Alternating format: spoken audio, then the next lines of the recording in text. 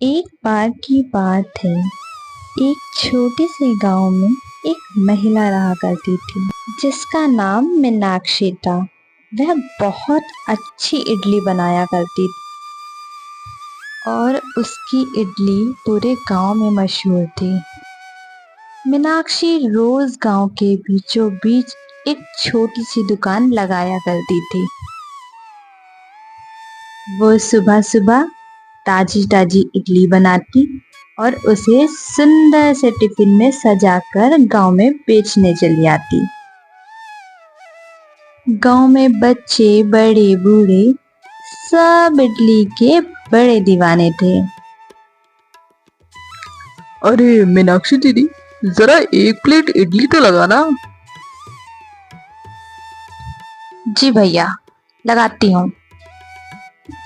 मीनाक्षी अपने ग्राहकों को जल्दी जल्दी इडली बनाकर दे देती है।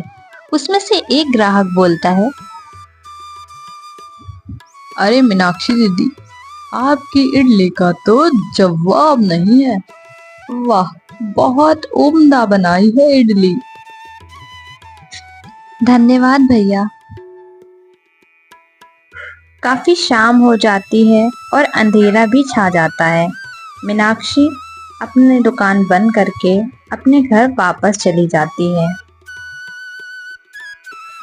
वहीं मोहनलाल अपने घर पहुंचता है और अपनी पत्नी से इडली की बहुत तारीफ करता है।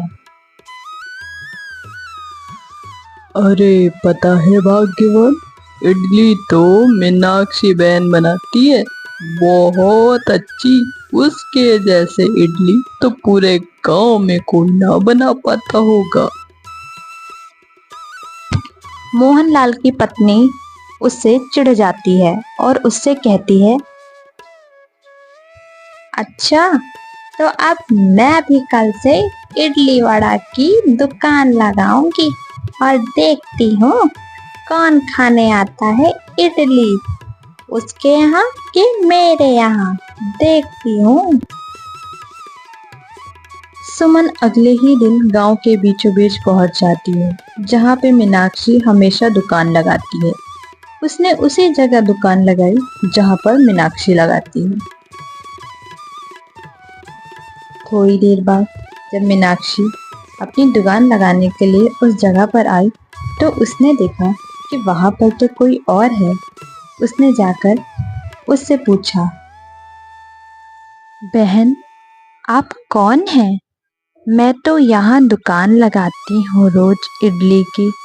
मैंने आपको पहले कभी यहाँ नहीं देखा। देखो देखो कैसे इतरा रही है। वो कुछ भी हो, यहाँ पे आज से मेरी दुकान लगेगी और सिर्फ मेरी। अपनी दुकान ले जा कहीं और। मीनाक्षी सुमन की ऐसी बात सुनकर बहुत उदास हो जाती है और वह वापस अपने घर की ओर निकल पड़ती है। अरे माँ, आप इतनी जल्दी घर आ गई? क्या हुआ? आज दुकान नहीं लगी? मीनाक्षी अपनी बेटी को वहाँ की सारी बातें समझाती है और बताती है कि आज के बाद वह दुकान नहीं लगाएगी।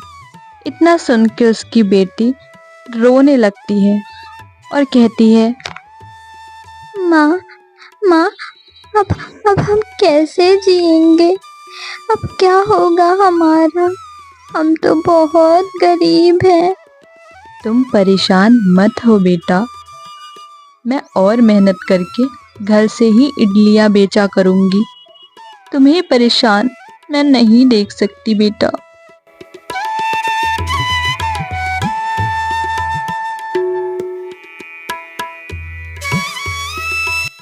मीनाक्षी ने हार नहीं मानी। मीनाक्षी अपने घर में इडली बनाकर घर से ही बेचने लगी। देखते देखते उसके घर पे भी कई लोग आसपास के इडली खाने आने लगे। मीनाक्षी की बेटी भी उसकी बहुत मदद कर रही थी। वह यह देख के खुश थी। अब उसकी दुकान पर ग्राहकों की भीड़ लगी रहती।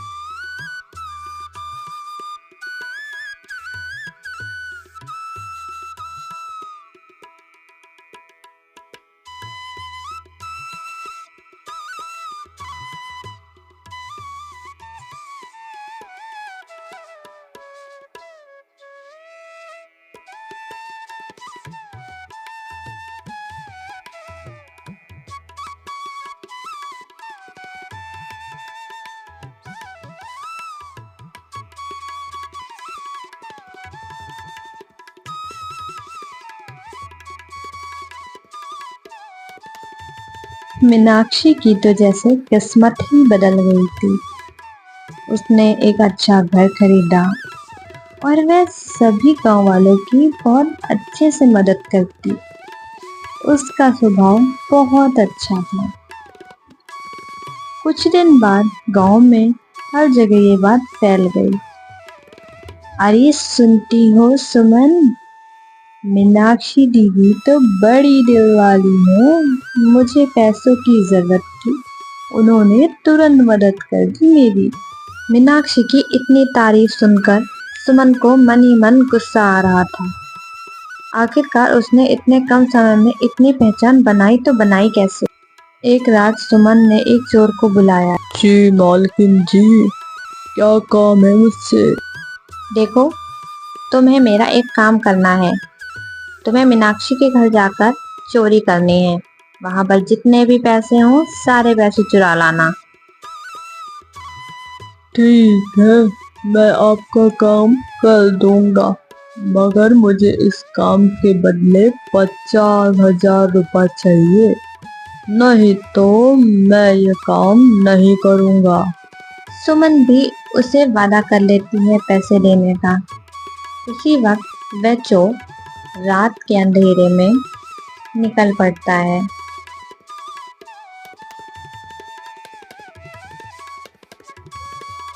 कुछ ही देर में वह मीनाक्षी के घर पहुंच जाता है। वह देखता है और सीधा घर के अंदर चला जाता है।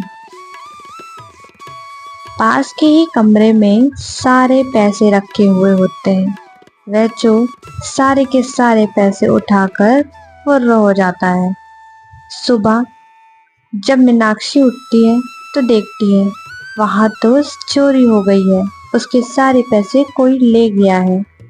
तभी उसकी बेटी बोलती है, हाँ माँ, यहाँ तो 1 रुपए भी नहीं बचा, सारे के सारे पैसे चोर ले गए। मीनाक्षी जल्दी जल्दी सरपंच जी के पास जाती है और उनको वहां की सारी बातें बताती है। वह उनसे कहती है, सरपंच जी, हमारे सारे पैसे चोर ले गए। कुछ दिन बीतते हैं। आखिरकार वह चोर पकड़ा जाता है। एक दिन चोर आखिरकार पकड़ा ही जाता है। सरपंच जी उससे डांट फटकार लगाकर उससे पूछ ही लेते हैं आखिर उसने किसके कहने पे ये चोरी की। सरपंच जी, मुझे माफ कर दीजिए, मैंने ये चोरी खुद से नहीं की, मैंने सुमन के कहने पर ये चोरी की, मेरी इसमें कोई गलती नहीं। चोर की ये बात सुन के सरपंच जी ने सुमन को वहां पर बुलाया।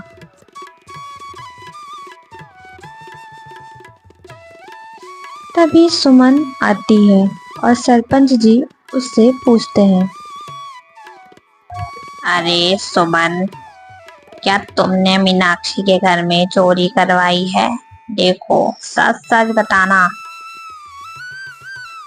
अरे सरपंच जी, मैं भला चोरी क्यों करवाऊंगी? मेरे पास पैसों की कमी है क्या? लगता है किसी दुष्ट इंसान ने मेरा नाम लगा दिया है सरपंच जी। मैं तो ऐसे बिल्कुल भी नहीं हूँ, चाहे आप किसी से भी पूछ लें। सरपंच जी को कुछ समझ नहीं आ रहा था। आखिर वह कैसे फैसला करें और सच का पता कैसे लगाएं। थोड़ी देर बाद सुमन का पति भी वहां पर आ पहुंचा। उसने सारी सच्चाई सरपंच जी के आगे रखी। सरपंच जी, मुझे माफ करिएगा, मेरी पत्नी ही चोर है। मेरी पत्नी मीनाक्षी से जलने लगी थी। उसकी सफलता पर उसे बहुत गुस्सा आता था, इसलिए उसने ये मिलके षड्यंत्र रचा और उसके घर से चोरी करवाई ताकि वह फिर से गरीब हो जाए। सुमन बहन, हमने तो कभी सपने में नहीं सोचा था कि आप हमसे इतना जलती हैं। आखिर हमने आपका क्या बिगाड़ा है? देखो सुमन, तुम्हें इसकी सजा तो जरूर मिलेगी। तुम्हें यह गांव छोड़कर जाना पड़ेगा हमेशा के लिए। मैं ऐसे लोगों को अपने गांव में नहीं रख सकता। जो एक दूसरे से जलन भावना रखते हों और एक दूसरे की तरक्की से जलते हों। हमारे अंदर ऐसा स्वभाव नहीं होना चाहिए। सरपंच जी, मैं अपनी पत्नी की तरफ से आपसे माफी मांगता हूँ। उससे आज के बाद ऐसी गलती नहीं होगी। हमें इस गांव से ना भगाएं, हमें यहीं रहने दें। हम आपसे माफी मांगते हैं और आप सभी गांव वालों से माफी मांगते हैं। हम दोनों को माफ कर दें। मीनाक्षी बहन, सरपंच जी, मुझे माफ कर दीजिए। मुझसे बहुत बड़ी भूल हो गई। मैं घमंड में चूर हो गई थी। मुझसे बहुत बड़ी गलती हो गई। मुझे हो सके तो माफ कर दीजिएगा। मीनाक्षी को सुमन के ऊपर तरस आ जाता है। वह उसे माफ कर देती है।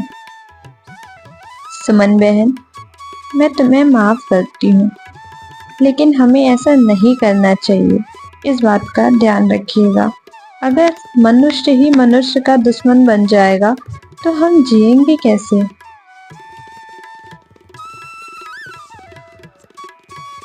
कुछ दिन बाद गांव में फिर से वही खुशहाली आ गई थी।